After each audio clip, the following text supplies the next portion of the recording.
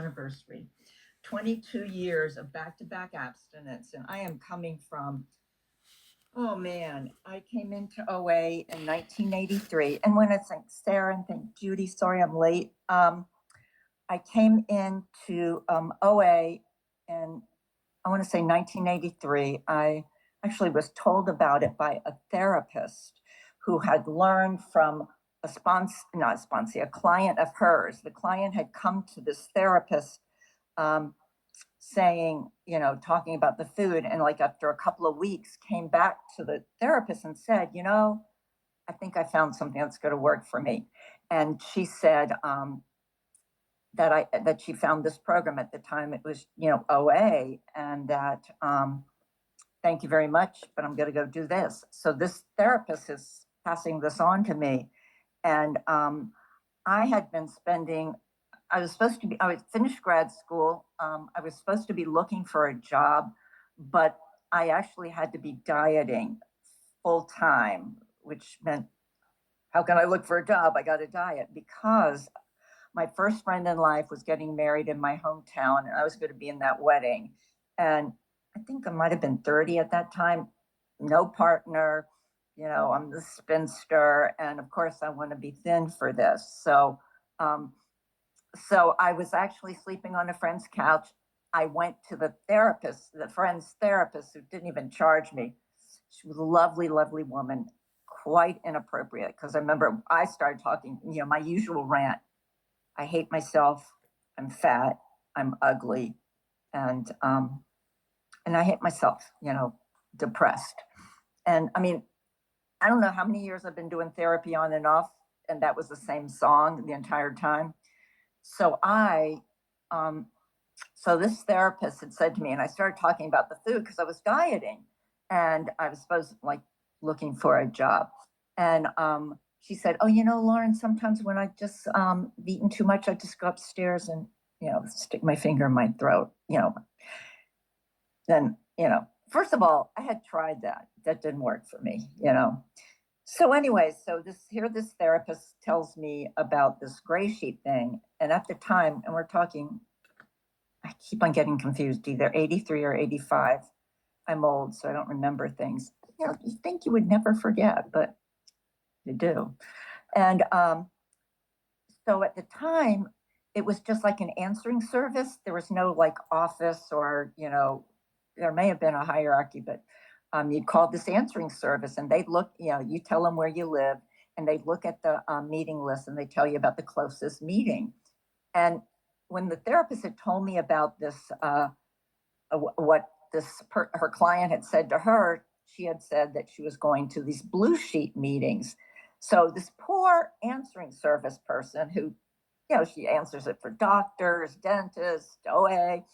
I'm going, is that a blue sheet meeting? I'm only going, and, she finally, got me off the phone, and I go to this meeting, and unbelievable. I walk in and I hear people do stuff that I did with the food. What did I do? I would, binge, try to starve, use things to help me, not starve, not eat, swear I wasn't going to eat, but it would always end up eating, if I tried in the morning, I'm not going to eat. It was almost easier not to eat than to eat, because the minute I put something in my mouth, it set up such a craving. Even if it wasn't flour or sugar, it was just, it just went crazy. And so these people had done the same thing as me, bought tons of food, binging, threw it into the trash can, put comment on it, digging through the food that's in the trash can, brushing off the, detergent or whatever, going out in bathrobes, to get food in the middle of the night, going through fast food drive-ins, and, and telling, at least I did this, telling the person I'm ordering meals for 5, and saying, I'm having a party, and, I don't care. And then I'd add, one Diet Coke, and just craziness. And these people did the same thing. And the power of that. I mean, I can't tell you how many diets I'd done. I'd gone, my mother, I was on Atkins. The diet was a low carbohydrate diet.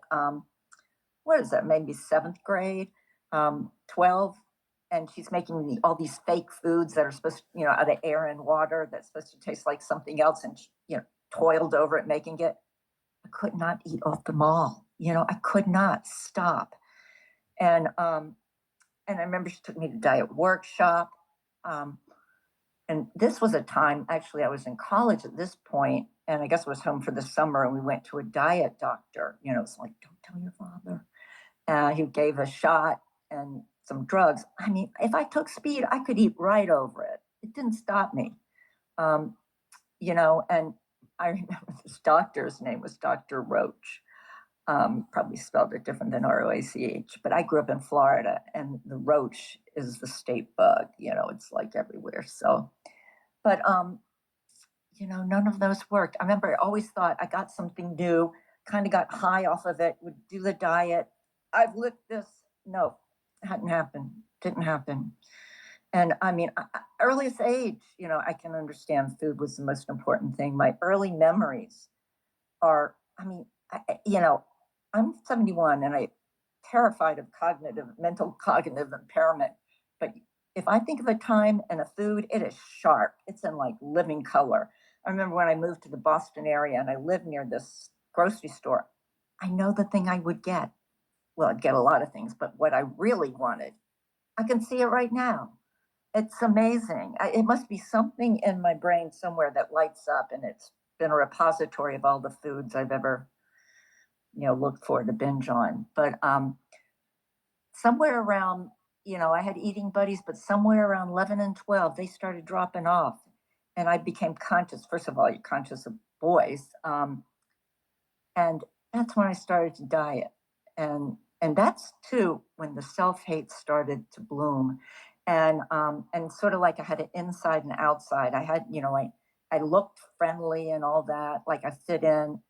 And I've said this before, my sister calls them the country club skills. But inside, I was filled with such hate, felt so other, felt so alone. As I pause and just think of it, I just feel so sad, And the food was I also have a drinking story, and that's, I'd already done some drinking, but that's when, drinking and drugs kind of took off. And I understand, I think a lot of things happened when I was 12 and 11, 12. I was in a big car accident that kind of rearranged my face, and my little friends all ganged up on me. And so, and it was adolescence and all that.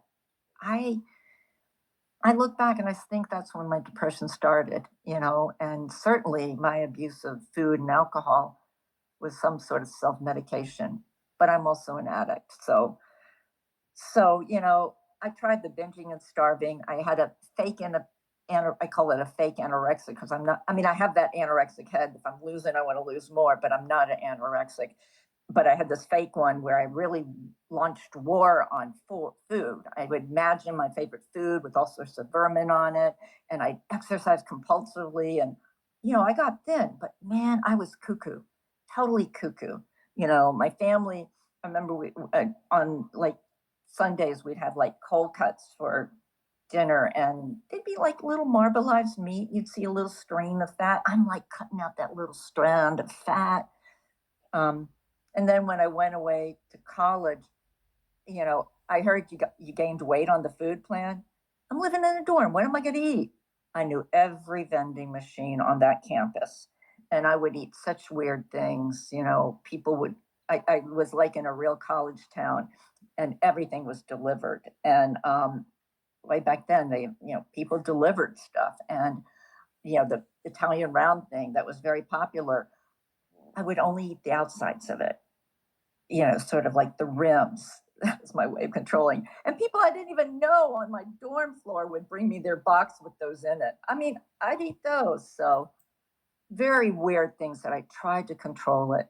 And one big thing that I wish had worked, God, I wish it had worked. I had moved from Florida to the Boston area. And I remember thinking, oh my God, these Northerners are so much smarter. I know I'm going to find something that will work for me. And somehow I found a program called Feeding Ourselves. And the whole concept was you had to you didn't walk by the bakery and see something and have it beckon to you. You just kind of quietly kind of went through, do I want something sweet? Do I want something salty? Go through the process. And if you just ate what you were really wanting, diets, forget diets, ate what you really, you'd be satiated. So I thought, how much was?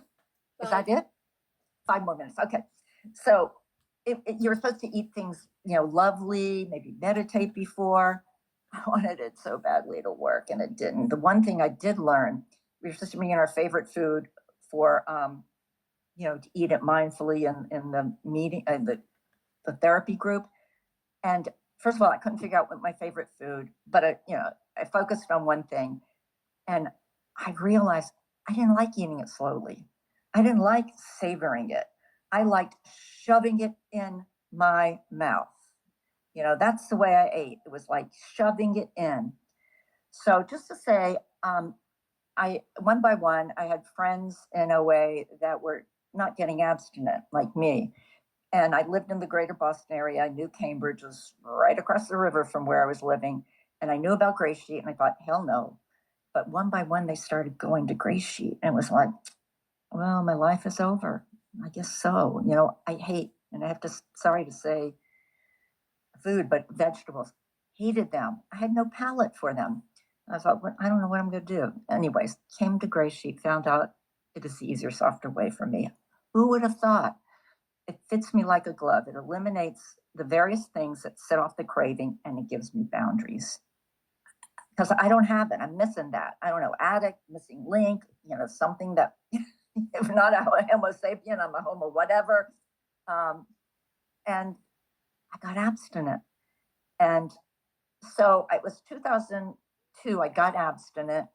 And then I had a break in 2004. It wouldn't have been a break in OA, but what happened, and it happened a couple of times, somebody took my food and I didn't get it. I'm supposed to make a call. And that one, my sponsor sent me back to day one. Day one was March 16, 2004. I didn't want to binge. I just wanted to be abstinent. So since then, I've been abstinent. I've had a lot of, no matter what, like many of us, gum surgery. My husband died suddenly out riding his bike. My father died suddenly out golfing. I lost my job. I was laid off. I got unlaid off. I've traveled. I've been to New Zealand. I've been to Africa. I'm going to England on a hiking trip. People in this program taught me how to do that. I have to convince these people if I go with a group, tour group, they're like, the food. I said, I don't care if I eat the same thing every day. I don't care, and I pack a bunch of stuff and, and my travel buddy that I looked at, we were looking at other places. And one of the first thing I asked, the tour group or whatever, usually do outdoor sort of stuff. Can you meet this need? And I remember we were going to go to Norway and they go, no, they don't have a whole lot of vegetables where we're going. I thought like, fine. So I am so grateful to be abstinent. It just blows me away. And, I just want to say anybody struggling, just keep coming. At least it was hell for me to have a head full of program, a belly full of food. And then also the thing I heard, because I learned a lot in OA, I just didn't get abstinent. I heard abstinence doesn't open up the gates of heaven and let you in. It opens up the gates of hell and let you out. And I didn't think that was good enough. I'm an addict. I want high. I want no problems. And that's where it started with the food, not eating no matter what. And the rest has been learning how to live life on life's terms. And that's, for me, is the real work. And it's not one and done, unfortunately, because my MO was always hurry up so I can watch TV, cutting corners, making beds, cutting corners, because I'm basically a slug, but learning how that it's the means that it's not the end, it's the way to whatever the end is. And thank you. Is that it, Laura? Okay, 1 minute. Well, okay, thanks. I just want to say, keep on coming. I am so grateful. I could not do it. And one of my big challenges is picking up the phone and connecting with people. I mean, I've been around 12-step programs. I'm in a couple other programs, a long time and reaching out, fear, doubt, and insecurity. That is all it is. Like I say, I can move my hands around and, have the veneer of connecting, but there's that fear that's still in it. And, that's where I work on it. Some people do the steps, I do some meditation. Like I say, I'm in other programs. And the challenge now is, growing old in this program. And thank God there are many people that have gone before me. And that's it. That's my time. So thank you. Thank you for letting me